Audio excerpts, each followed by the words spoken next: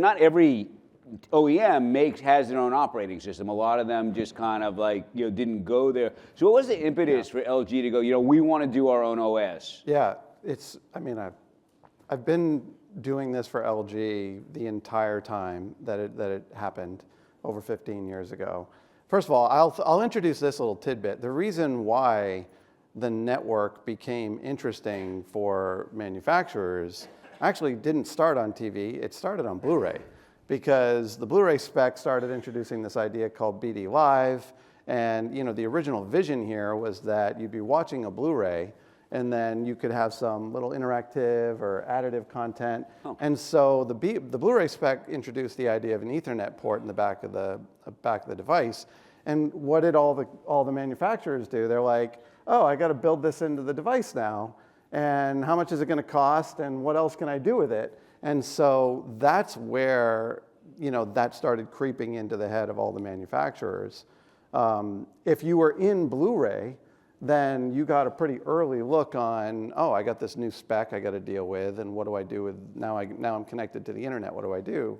And so I'll go meet with Netflix, and I'll meet with YouTube, and I'll meet with everybody that's on the internet, and let's see what we can do together. So that's why it happened 15 years ago, 16 years ago.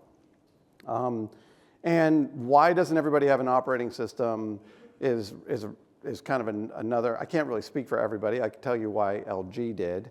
In the early days of this, there were these things called Yahoo widgets, and there was all this kind of like, how are we going to develop this? Is it going to be our own app store? Is it going to be Yahoo widgets?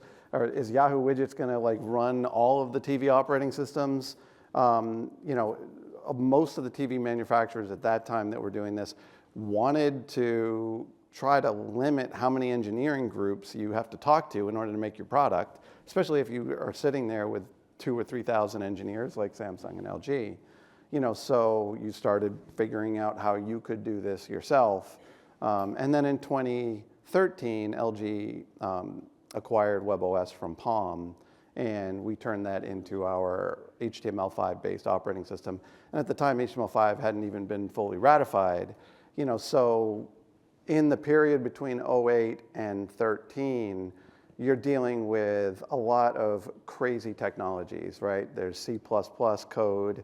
Netflix is handing you C++ code for their app. There was a moment where Adobe Flash was involved in this business. HTML5 didn't exist yet. And then once that became a reality, I think it unlocked the doors for a consistent engineering experience. Yeah. And since then, it's been pretty easy. Cool. So Justin, you guys also have your own operating system called Tizen. So what are some of the advantages of owning an operating system? Like what would Samsung look and go, this is why we should do this? What are some of the advantages? Yeah, so Tizen is the operating system on the Samsung television sets. So I wasn't there in 2008 when these decisions might have been made, but I was at ABC, and we were predicting at that time, right, the way for the internet into the living room was the Xbox, right? Like the Blu-ray player, mm-hmm. right? That connected gaming, and then all the apps started being ported onto that because that was the available input yes. into the television set, right? So I think it was obvious to the manufacturers that it was much better for them to host this themselves than to just continue to be a dumb box, right? Plus, as Matt was saying, right, you are already kind of upgrading and creating this technology for your other devices. And so the operating system allows you to kind of offer another service to your consumer, right? So you have this television set, you have this big, beautiful television set that people have spent some time researching before they buy it. They're really excited to pull it out of the box and put it on the wall, watch television because it's going to look much better than it ever has. And so you might as well have the opportunity to bring them more entertainment, more information, and be a central hub to the home for the viewer. And again, right, that's another reason that I think that phone viewing hasn't really kind of come through is because the television set has become kind of this internet hub of the home. It is the connected device that hosts everything, and again becomes where they can find everything that they want in one seamless place. Right.